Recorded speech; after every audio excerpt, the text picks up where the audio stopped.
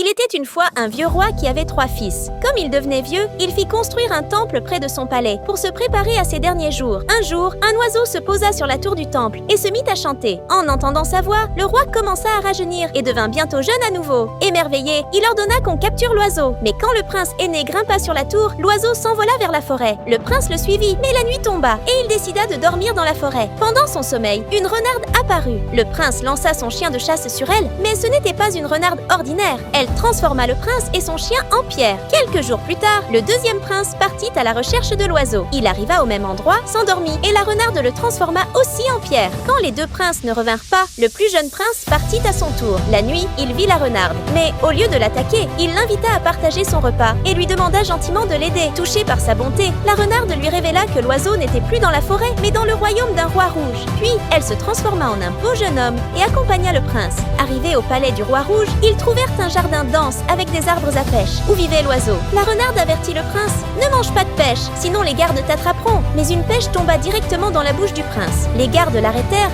et le présentèrent au roi rouge, qui était furieux. Il lui dit: « Si tu ramènes la belle princesse de l'autre côté de la mer, je te laisserai vivre. » Le prince et la renarde partirent. La renarde fabriqua un bateau avec une feuille et ils traversèrent à la mer. Là-bas, la renarde se transforma en vieux cordonnier et changea le bateau en une chaussure dorée. La princesse, en voyant la chaussure, la trouva parfaite et voulut l'essayer. La renarde expliqua tout, mais la princesse refusa d'aller voir le roi rouge, disant qu'elle préférerait mourir plutôt que de l'épouser. La renarde lui demanda si elle voulait épouser le prince. La princesse, gênée, ne répondit pas. La renarde, amusée, dit: « Si tu ne veux pas, je vais épouser le roi rouge moi-même. » Elle prit l'apparence de la princesse et accompagna le prince au palais du roi rouge. Le roi rouge, ravi, prépara le mariage. Mais les gens remarquèrent que la princesse avait des yeux de renarde. La renarde, entendant cela, se cacha sous une table, reprit sa forme normale et disparut. Le prince rentra chez lui avec la vraie princesse et ses deux frères, libérés de leur sort de pierre. Mais les frères, jaloux, décapitèrent le jeune prince. La renarde, qui avait tout prévu, trouva un serpent avec une herbe magique. Elle utilisa l'herbe pour ressusciter le prince en recollant sa tête. De retour au palais, le prince raconta tout au roi.